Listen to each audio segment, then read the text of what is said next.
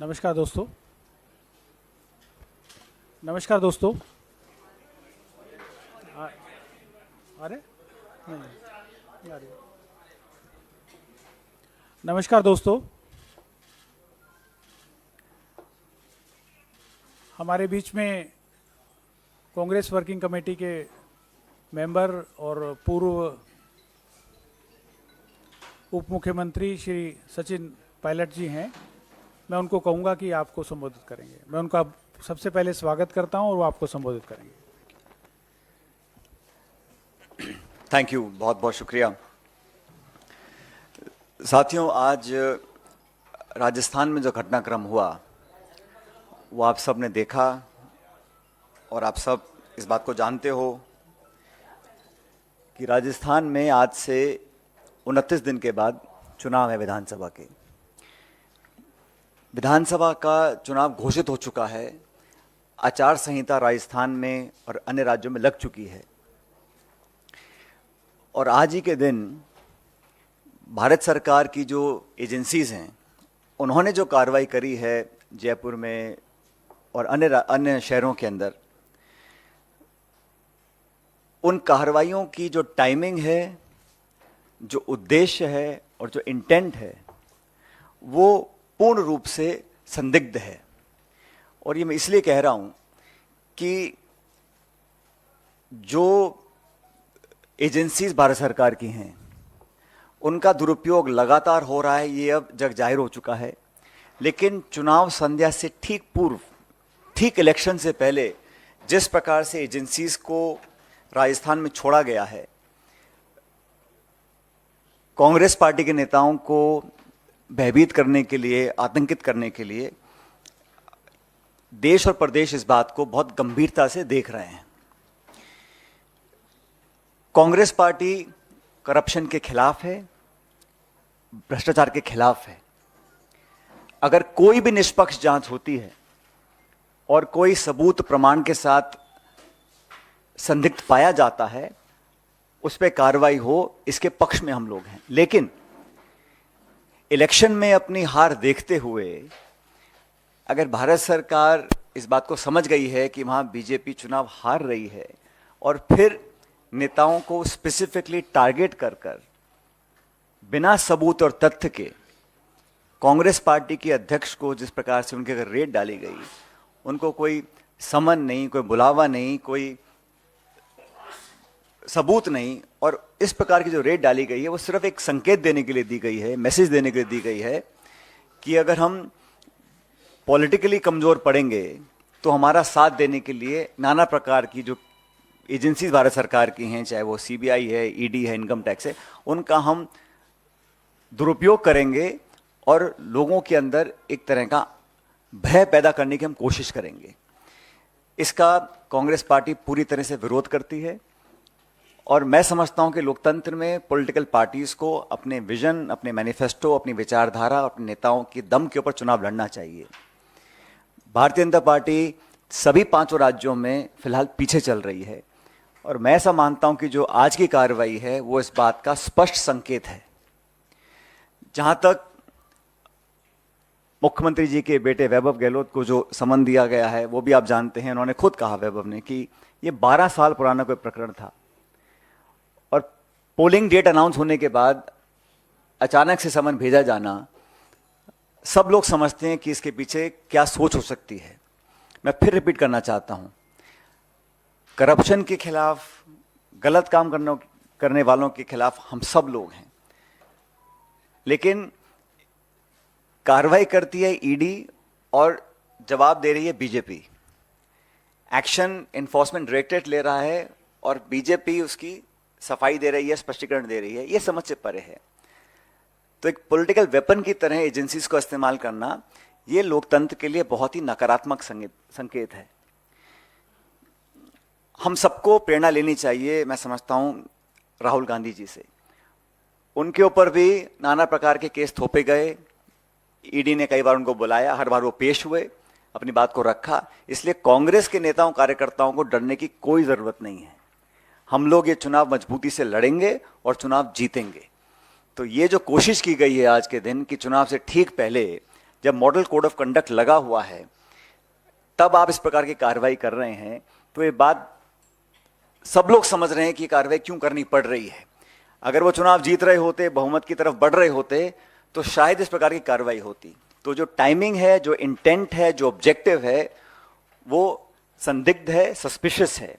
और ये पहली बार नहीं हो रहा है कि इलेक्शन गोइंग स्टेट के अंदर इस प्रकार की कार्रवाई की जा रही है। जो टॉप लीडर्स हैं उनको टारगेट किया जाता है, स्पेसिफिकली टारगेट किया जाता है। और जब चुनाव खत्म हो जाता है तो वो खबरें जब सुर्खियों से हट जाती हैं तो उसका कुछ अता पता रहता नहीं, उन केसेस का, उन आरोपों का, उन छापों का, उन नोटिस का, उन समन्स का। तो पॉलिटिकल टूल की तरह इसको इस्तेमाल किया जा रहा है। इस बात को जनता भी देख रही है, राजस्थान की और देश की भी। इसलिए जब जब मैं समझता हूं रूलिंग डिस्पेंसेशन जो दिल्ली में है, जब अपने आप को कमजोर पाती है तो इस प्रकार की एजेंसीज का वो पूरा सहायता लेकर अपना हित साधने में लग जाती हैं। ये एक बहुत गलत परंपरा है।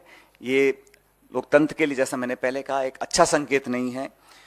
और जैसा मैंने कहा कि आज जो हुआ है उसको पूरा प्रदेश देख रहा है। इलेक्शन गोइंग स्टेट है।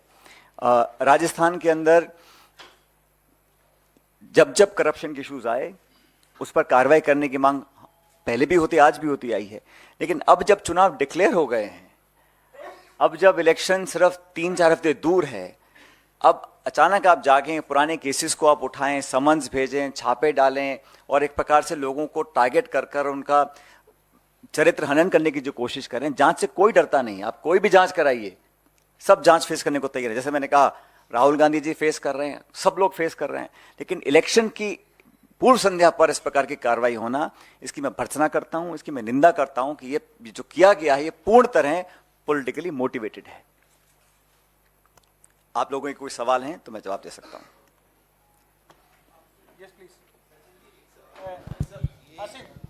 पेपर लीक मामले ईडी ये कार्रवाई कर, और जहां तक याद है मुझे, पेपर लीक मामले में राजस्थान के छात्रों के भविष्य के साथ खिलवाड़ हुआ है।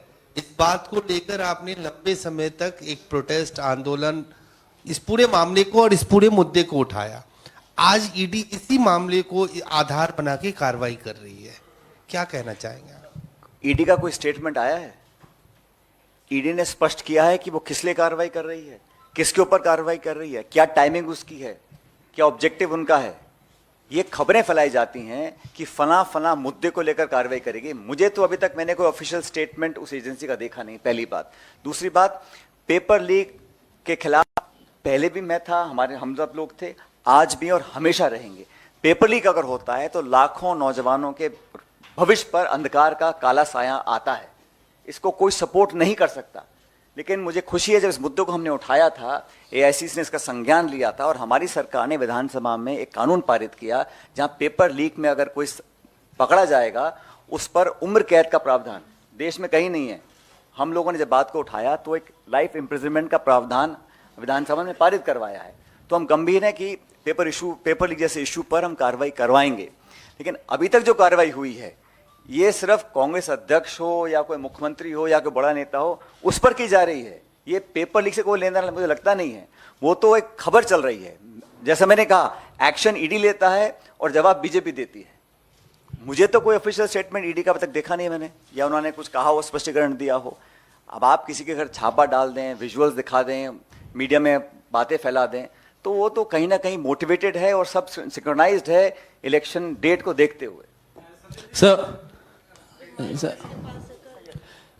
Sir, the BJP at a press conference has said that Congress leaders are trying to politicize the ED action, which is aimed at corruption, rooting out corruption from Rajasthan. So, how do you respond to this criticism? I think one who is politicizing the entire country's institutions is the ruling dispensation. It is the Bharatiya Janata Party that has made a habit of using the government agencies, investigating agencies, central agencies as a weapon and a tool to target, harass and intimidate the leaders of the opposition party. Now when they feel that they can't win elections through the mandate of the people of the state or the area, then they engage these agencies. Now it surprises me that when the election is 29 days away, agencies are now raiding people, giving summons, raking up old cases. Like I said, the Chief Minister's son has also clarified that the case that they're mentioning, some Mauritius company, whatever. So that institution will reply. But 12-year-old case to be brought up at the eve of the elections is a very telling example of how the government of India is operating. And certainly they are fearful of the fact that they may not win mandate again as they hope to. So in all the 5 states, Congress is doing exceedingly well. And I'm happy to report that all these intimidating tactics will not work. And I keep saying we must take inspiration from Mr. Rahul Gandhi, who has faced all these challenges. So there's nothing for the Congress leaders to fear or to feel intimidated, because this is it's a storybook play out that elections will be announced. When you feel that you're weak politically, you try and intimidate leaders of the Congress and others, and that is exactly what has happened. So in fact, it is an open secret now, and I think anybody who knows Indian politics understands that this is being done purely because elections are now around the corner, and the BJP is significantly weaker than it thought it is, and the reality is hit hard, and that is why such actions are being taken. Sir मेरा सवाल ये है कि आज गजेंद्र सिंह शेखावत ने press conference की, उन्होंने कहा कि लगातार गहलोत सरकार और आपकी सरकार जो है वो करप्शन का मामला उठाती आई है। जब आज उन्हीं पे जांच हो रही है तो आपकी सरकार डरी हुई है, आपके मंत्री डरे हुए हैं, इसीलिए आप इस तरह का विरोध कर रहे हैं। तो आपकी क्या प्रतिक्रिया है? भारत सरकार 5 साल से सो रही थी। भारत सरकार को 4 साल 11 महीने तक कभी संज्ञान में नहीं लिया, कभी उनको याद नहीं आई, कभी कार्रवाई की सोची नहीं। जब चुनाव घोषित हो गए, आचार संहिता लागू हो गई है, चुनाव मतदान की तारीख सामने आ गई है, तब जाके आप कह रहे हैं हम एक्शन ले रहे हैं। बिना प्रमाण के लोगों को आतंकित करना, ये तो एक तरह का जंगल राज हो जाएगा ना। आप सबूत नहीं है, प्रमाण नहीं है, आप लोगों के घरों पर छापा डालेंगे, उनको डराने धमकाने की कोशिश करेंगे इस आड़ में कि हम करप्शन के खिलाफ कार्रवाई कर रहे हैं। ये शुद्ध रूप से राजनीति से प्रेरित है। ये देश भी देख रहा है, जनता भी देख रही है, मैं उम्मीद करता हूं आप लोग भी देख रहे होंगे। सचिन जी, इधर से ब्रह्म प्रकाश हजीन से मेरा सवाल है कि कुछ दिन पहले अशोक गहलोत जी भी यहाँ आए थे, प्रेस कॉन्फ्रेंस की थी, तो उन्होंने एक बात कही थी कि हालांकि टिकट डिस्ट्रीब्यूशन को उन्होंने कहा कि सब कुछ ऑल इज वेल है, लेकिन आप क्या मानते हैं जिस तरह से उन्होंने कहा कि कांग्रेस में जो उम्मीदवार बनता है मुख्यमंत्री का, वो मुख्यमंत्री कभी नहीं बन पाता है, और मैं मुख्यमंत्री की कुर्सी छोड़ना चाहता हूं लेकिन ये कुर्सी मुझे नहीं छोड़ रही, शायद छोड़ेगी भी नहीं। आपकी प्रतिक्रिया? इस पे प्रतिक्रिया देने वाली बात क्या है? उन्होंने जो बोला वो उनके बहुत दशकों का अनुभव है, अनुभव के आधार पे बोला होगा। और मैं तो समझता हूं कि हम सबका अभी सामूहिक ध्येय यही है कि हम एकजुटता से चुनाव लड़ें, कांग्रेस पार्टी चुनाव जीते, और जीतने के बाद जो हमारे विधायक जीत कर आएंगे उनकी राय के साथ एआईसीसी की जो लीडरशिप है वो चर्चा करेंगे, और जो भी निर्णय लिया जाएगा वो सबको स्वीकार होगा। और ये बात मैं राजस्थान के नहीं बोल रहा हूँ, ये तमाम प्रदेशों में ऐतिहासिक रूप से कांग्रेस पार्टी की यही परिपाटी रही है कांग्रेस की, और ये कन्वेंशन रहा है कि चुनाव बहुमत प्राप्त करने के पश्चात सभी विधायक बैठते हैं। विधायक दल का नेता चुनने का जो काम है वो एक प्रक्रिया के तहत होता है, और आला कमान और नेता जो हमारे विधानसभा के जीत के आते हैं वो तय करते हैं कि कौन नेतृत्व करेगा। तो उन्होंने जो बोला बिल्कुल ठीक बोला। सर सचिन जी, आप नई बात बता रहे हैं, मतलब कि ऐसा लग रहा था कि मैं इधर हूँ, ऐसा लग रहा था कि कांग्रेस पार्टी ये मान के चल रही है कि अगर सत्ता में आएगी तो अशोक गहलोत ही सीएम बनेंगे। तो ये क्या चेंज ऑफ टैक्टिक है या भविष्य के? और मैं कंप्लीट कर लेती हूँ सवाल। हाँ, और दूसरा कि आप अशोक गहलोत साहब के लिए बैटिंग कर रहे हैं यहाँ पे, तो क्या आज राजस्थान सरकार और गहलोत को पायलट की जरूरत आन पड़ी है? क्योंकि उन्होंने ऑलरेडी प्रेस कॉन्फ्रेंस कर चुके हैं। वो बात किसी एक व्यक्ति की नहीं है, बात मेरी या किसी नेता की नहीं है, बात संस्था की है, बात लोकतंत्र की है, बात इंस्टीट्यूशंस की है। और जिस प्रकार का एक नॉर्मल बन गया है कि इस प्रकार की कार्रवाई होगी, 2-4 लोग चिल्लाएंगे, चीखेंगे और फिर उसको भूल जाएंगे, ये मैं समझता हूँ लॉन्ग टर्म के लिए, डेमोक्रेसी के लिए, हमारे जो इंस्टीट्यूशंस हैं उसके लिए सही नहीं है। मैं ये एक दल, एक नेता, एक घटनाक्रम के बारे में नहीं बोल रहा हूँ, मैं जनरली बताना चाहता हूँ कि ये परिपाटी अभी पड़ी है पिछले 5-7 सालों में, ऐसे पहले नहीं था। ऐसा नहीं था कि संस्था पहले नहीं थी, ऐसा नहीं था कि पूर्ण बहुमत की सरकार पहले नहीं थी, लेकिन ये कार्रवाई जिस प्रकार हो रही है ये पहली बार हो रही है, और इसका संज्ञान हम सब लोगों को लेना पड़ेगा। जहां तक आपने पहला सवाल पूछा, भविष्य के गर्भ में क्या है ये किसी को पता नहीं है, तो हम सब लोग तो अभी वर्तमान में काम कर रहे हैं। हाँ, भूतकाल से, इतिहास से, सब अनुभव से सीखते हैं, समझते हैं, संज्ञान में लेते हैं और वर्तमान में कार्रवाई करते हैं, लेकिन भविष्य में क्या होगा ये किसी को पता नहीं। तो हम सबका भी कलेक्टिव ऑब्जेक्टिव ये है कि हम कांग्रेस पार्टी को जिताकर बहुमत लेकर आएं, उसके पश्चात किसको क्या जिम्मेदारी दी जाएगी इसका निर्णय पार्टी करेगी। दरअसल सब लोग ये पूछना चाह रहे हैं क्योंकि गहलोत साहब ने कहा कि मैं तो छोड़ना चाह रहा हूं, ये कुर्सी मुझे छोड़ नहीं रही और ना आगे छोड़ेगी।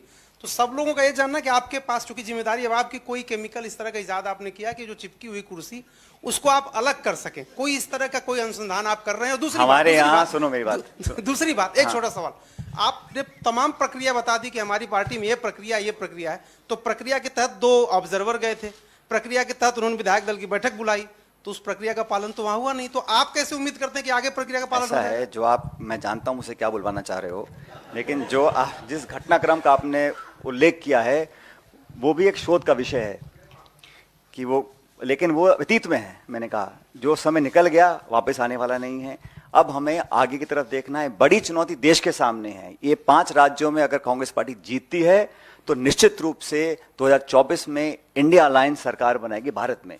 हमारे लिए ये राज्य जीतना बहुत जरूरी है, पार्टी के लिए और देश के लिए, ताकि इस प्रकार की जो घटना आज हुई है ये भविष्य में ना हो। आप जांच करो, इंक्वायरी करो, आप निष्पक्ष, कोई भी एजेंसी जांच करेगी, कोई आपत्ति किसी को नहीं, हम स्वागत करते हैं। अगर तथ्यात्मक प्रमाण किसी के पास हैं तो कार्रवाई करें, मैं तो बल्कि स्वागत करूंगा। लेकिन बिना प्रमाण के सिर्फ इलेक्शन से पहले आप लोगों को छापे मार मार के डराने का काम करेंगे तो मैं उससे इत्तेफाक नहीं रखता हूं, बल्कि कोई भी राइट थिंकिंग पर्सन उससे इत्तेफाक नहीं रख सकता है। तो हमारा अभी उद्देश्य है, क्योंकि चुनाव डिक्लेयर हो गए हैं, हमने काफी 76 या 75 विधायकों के नाम डिक्लेयर किए हैं जो हमारे कैंडिडेट्स होंगे, तो हमारा अब चुनावी मोड में काम चल रहा है। लेकिन बीजेपी कहीं ना कहीं बैकफुट पे है, इसलिए इस प्रकार की कार्रवाई करी है। मैं नहीं समझता हूं कि अगर बीजेपी को लगता है वो चुनाव जीत रहे हैं तो उनको जरूरत पड़ती इस प्रकार की कार्रवाई करवाने की जो आज करी है। सचिन जी, अशोक गहलोत साहब ने जब प्रेस कॉन्फ्रेंस की थी तो उन्होंने कहा था फॉरगेट एंड फॉरगिव कर दिया है, मैंने माफ कर दिया है और भूल गया हूं। तो सचिन पायलट क्योंकि रिसीविंग एंड पे थे काफी जगहों पर, तो क्या सचिन पायलट ने भी फॉरगेट एंड फॉरगिव कर दिया है? वो मेरे लिए बोल रहे थे, खुद के लिए बोल रहे थे, आई डोंट नो, बिकॉज मुझे तो खरगे साहब ने बड़ा स्पष्ट, में आपके ही सवाल पूछा, मुझे हमारे आदरणीय अध्यक्ष जी खरगे साहब ने बड़ा स्पष्ट कहा था जब उनसे मिला था 5-6 महीने पहले। उन्होंने कहा था कि हम सबको मिलकर ये चुनाव लड़ना है। ये चुनाव कोई एक व्यक्ति चुनाव जिता दे किसी भी राज्य में, किसी भी देश में, संभव नहीं है। संगठन चुनाव लड़ता है, एक कलेक्टिव लीडरशिप होती है, उसमें एक अच्छा मिश्रण होता है अनुभव का, युवाओं का, प्रतिभा का, और जो लोग एक्सपीरियंस हैं या जो लोग नए आते हैं राजनीति में, उन सबको साथ लेकर की जिम्मेदारी चलने की हम सब लोगों की है। उन्होंने मुझे कहा था कि Sachin, we have to move forward, तो let's forget the past, forget whatever has happened and move forward. तो हमने तो उस लाइन पे आगे चलने का काम किया है और मैं समझता हूँ यही समय की पुकार भी है कि हमें आगे चलना चाहिए। सर, एक तस्वीर अभी याद दिखाई दे गई जिसमें आप पायलट हैं और पीछे गहलोत साहब बैठे हुए हैं। तो अब आपने कहा पिछली बातें भूल जाते हैं, तो पिछली बार आप मोटरसाइकिल में तो पायलट थे, सरकार के पायलट गहलोत साहब बन गए, तो अगली बार पायलट बनने के लिए कोई तैयारी है? ऐसा है, जिस आप जो फोटो दिखा रहे हैं वो फोटो काफी पुराना हो चुका है। अब नए नए यातायात के साधन आ गए हैं। वो एक मोटरसाइकिल थी, अब इलेक्ट्रिक गाड़ी भी आ गई है, अब हाइब्रिड मॉडल भी आ गया, अब सब तरह के मॉडल हैं। और जैसा मैंने कहा, ये जो चर्चा कुर्सी की होती है ना, कुर्सी से चिपकने की, कुर्सी पाने की, ये चर्चा आज महत्वपूर्ण नहीं है। आज देश एक बहुत नाजुक मोड़ पे खड़ा है और सबको चुनौती है, इसलिए हम सब चुनाव जीतें, बहुमत प्राप्त करें, उसके बाद किसको क्या जिम्मेदारी देनी है इसका पार्टी निर्णय करेगी। और कौन बैठेगा मोटरसाइकिल में, कौन बैठेगा कॉकपिट में, इसका निर्णय पार्टी करेगी।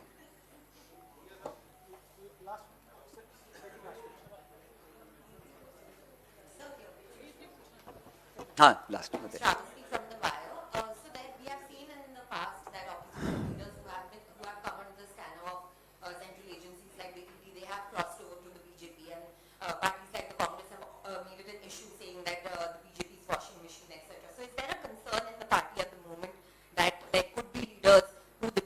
in touch with, and is there a concern about an Operation Lotus in Rajasthan at you the see, moment? now the elections are so close. Any individual who wanted to or has to leave the political party will do or may have already done.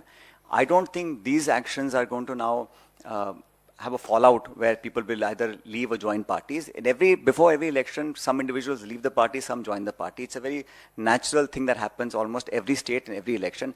I don't give it too much credence. Now, these things may happen. We fight the elections based on our performance of the 5 years and what we intend to do for the 5 years. I have yet to see the BJP saying कि हमारा 5 साल का राजस्थान के लिए ये road map है, ये blueprint है, ये हम काम करेंगे.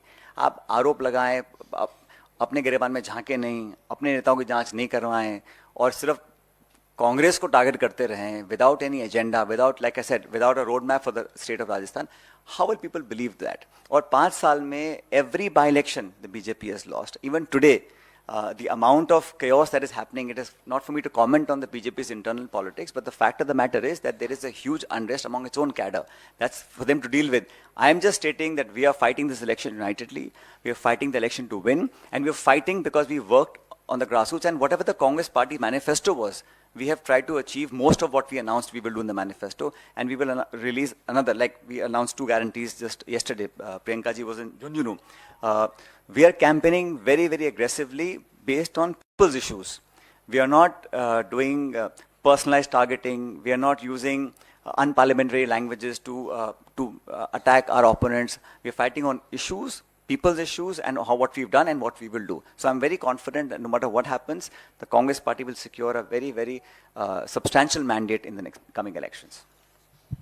सचिन जी, मेरा सवाल ये था कि राजस्थान में पिछले 10 साल से पेपर लीक की लगातार घटनाएं हो रही है. इसी सरकार में नहीं, पिछली सरकार में भी हुई है. 50 लाख से ज्यादा यूथ प्रभावित हुआ है. उस 50 लाख यूथ को आप क्या संदेश देना चाहेंगे आज, क्योंकि चुनाव है सामने? चुनाव के बाद क्या कोई ऐसा एश्योरेंस देंगे आप? देखिए, जैसे मैंने कहा कि पेपर लीक जब भी हुआ है, उसकी पीड़ा सबसे ज्यादा उस गरीब किसान परिवार के बच्चे बच्चियों को होती है जो साल 2 साल मेहनत करते हैं, जो ट्यूशन लेते हैं, कोचिंग करते हैं, किताब खरीदते हैं, शहरों में जाके हॉस्टल में रहते हैं, मेस का खाना खरीदते हैं और पैसा खर्च करते हैं. अगर आप मेहनत करें और आपकी मेहनत और आप ओवरेज हो जाएं, या 2 साल के बाद आप परीक्षा दे कर आएं, वो परीक्षा कैंसिल हो जाए क्योंकि पेपर लीक हो चुका है, इससे ज़्यादा पीड़ा कभी किसी को हो नहीं सकती. गरीब परिवार के, मध्यम वर्ग के लोगों को, किसान परिवारों को. तो हम तो हमेशा उनके हितैषी रहे हैं और मैं तो शुरू से कहता आया हूं कि इस प्रकार की जीरो टॉलरेंस हमको अपनाना पड़ेगा जहां तक पेपर लीक का इश्यूज है. इसलिए पहली बार उम्र कैद का प्रावधान, मतलब पेपर लीक में कोई पकड़ा जाएगा तो उसके खिलाफ उम्र कैद तक की सजा का प्रावधान सरकार ने बनाया है. हमने बात उठाई, इसीलिए मुझे लगता है सरकार ने ये कानून पारित किया. जो यंग लोगों के इश्यूज हैं उनसे हम अपने आप को जुदा कभी नहीं कर सकते हैं. और विवेक जी, जो नौजवान हैं उसकी बहुत उम्मीद हम लोगों से है. तो हम अपनी राजनीति साधने के लिए उनके भविष्य को हम साइडलाइन कर दें, ये संभव नहीं है. उनको प्रोटेक्ट करने के लिए, उनके भविष्य को सिक्योर करने के लिए जो भी करना पड़ेगा उस काम को हम लोग करेंगे. मैंने तो इतना भी कहा था कि जो हमारा पब्लिक सर्विस कमीशन है उसमें भी उचित रिफॉर्म्स होने चाहिए. किसी कारणवश वो हम लोग नहीं कर पाए, उसका हम सबको खेद है कि अब तो चुनाव आचार संहिता लग चुकी है तो कभी कभी गलत नियुक्तियां हो जाती हैं. जैसा खुद आपने देखा राजस्थान में ऐसा हो चुका है, वो नहीं होना चाहिए था. लेकिन इशू ये है कि हमारा इंटेंट, हमारा पॉलिटिकल जो सोच है वो युवाओं के प्रति है. और राहुल जी हों, खड़गे साहब हों, सोनिया जी हों, प्रियंका जी हों, हर बार हम इस बात को बोलते हैं कि युवाओं की प्रतिभाओं को हम उचित प्लेटफॉर्म दें, उनको एक सुरक्षित भविष्य का निर्माण हम कैसे कर सकते हैं. और पार्टी का जो हमारा अगली गारंटीज आएंगी, जो मैनिफेस्टो आएगा, वो भी युवाओं पर काफी हद तक केंद्रित रहेगा. Thank you very much.